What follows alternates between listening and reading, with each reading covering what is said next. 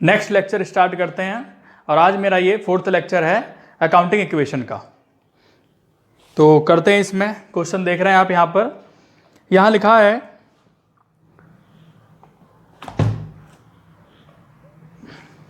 Prepare accounting equation from the following and also prepare balance sheet. ये आपको बनाना है यहाँ पर। तो फर्स्ट पॉइंट है, ये अकाउंटिंग इक्वेशन का फॉर्मेट है, serial number, transaction, assets is equal to liability plus capital, और इसमें कॉलम जो बने हैं cash, stock, debtor, capital and creditor, ये किस तरीके से आए हैं वन बाय वन मैं एक एक पॉइंट में बताता चलूंगा किस तरीके से आए हैं। तो फर्स्ट पॉइंट है Raghu started business with cash. आप यहाँ पे लिखेंगे सबसे पहले स्टार्टेड बिजनेस विद कैश।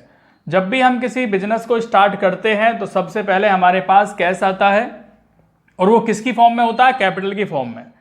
तो एंट्री होती है cash account debit to capital, means cash में प्लस होगा और कैपिटल में प्लस होगा। तो ये दो कॉलम आप यहाँ पहले बना लेंगे। इसके बाद आगे करते हैं, ये टोटल हो जाएगा इक्वेशन में, और ऐसे ये कैपिटल का टोटल हो जाएगा। नेक्स्ट पॉइंट आता है purchase goods for cash and credit. हमने गुड्स परचेज किया कैश में भी और क्रेडिट में भी। तो हमारे पास स्टॉक कितना आ गया? 80,000 प्लस 40,000, यानी 120,000 का तो स्टॉक प्लस हो जाएगा। तो एक कॉलम आपको स्टॉक का बनाना है। और कैश में कितना हुआ? 80,000, यानी 80,000 का कैश आपके पास से चला गया।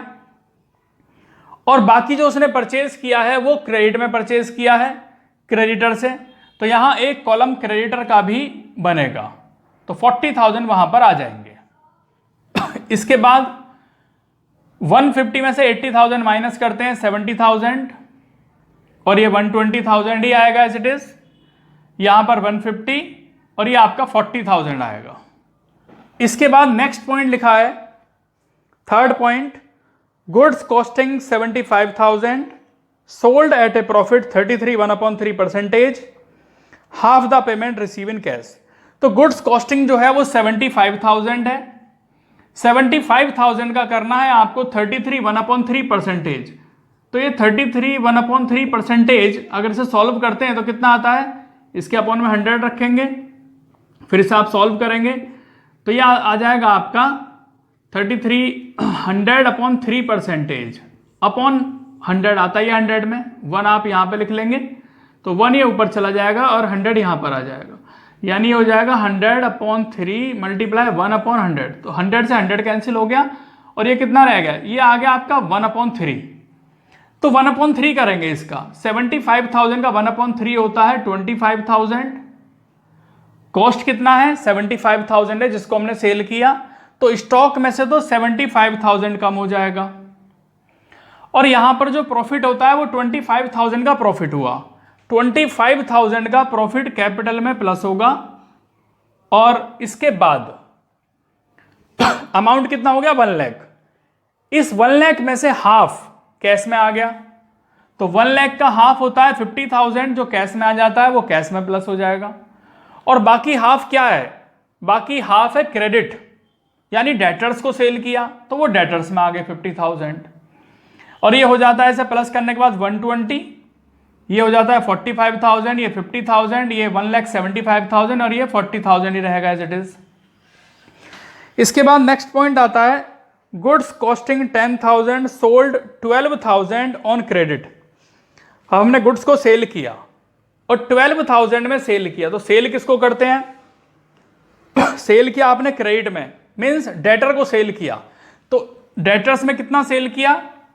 12,000 का सेल किया, और था कितने का ये इसकी कॉस्टिंग? 10,000। तो 10,000 यहां माइनस कर देंगे।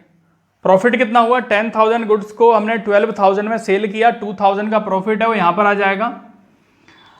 और इसे सॉल्व करने के बाद यहां पे 120 आता है, माइनस करने के बाद 35,000, ये आता है 62,000, यहां पर 1,77,000 और ये 40,000।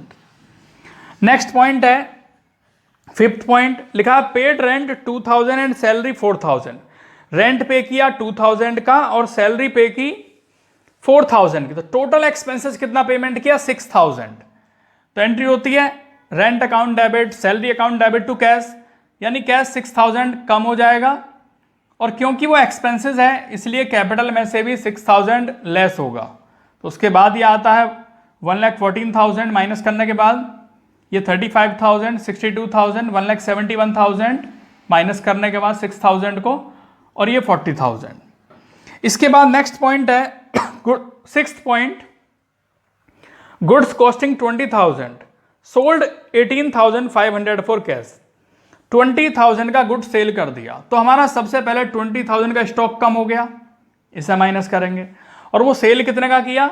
18,500 का कैश में सेल किया, तो 18,500 कैश में प्लस हो गया।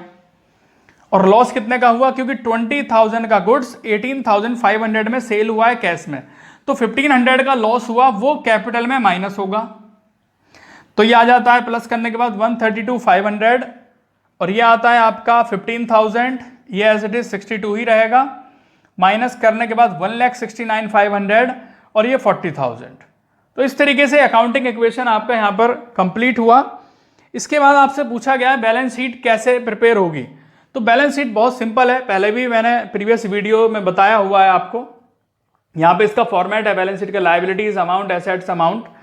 सबसे लास्ट में हम देख रहे हैं फाइनल इक्वेशन जो है कैश में, वो 132,500 है, तो कैश यहाँ पे आ जाएगा 1,32,500। स्टॉक दिया है 15,000 का, स्टॉक 15,000 आ गया। उसके बाद डेप्टर्स दिए 62,000, डेप्टर्स भी 62,000 आ गया। अब लायबिलिटीज में कैपिटल कितना है? 1,69,500, वो आपका क्रेडिटर यहां पर आ गया, सॉरी कैपिटल आ गया 1,69,500। और क्रेडिटर्स दिए हैं यहां पर, ये क्रेडिटर है, क्रेडिटर दिए हैं फाइनल इक्वेशन में 40,000, तो 40,000 आपका यहां पर आ गया।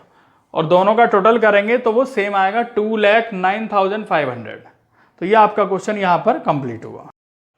नेक्स्ट क्वेश्चन स्टार्ट करते हैं स्टूडेंट्स।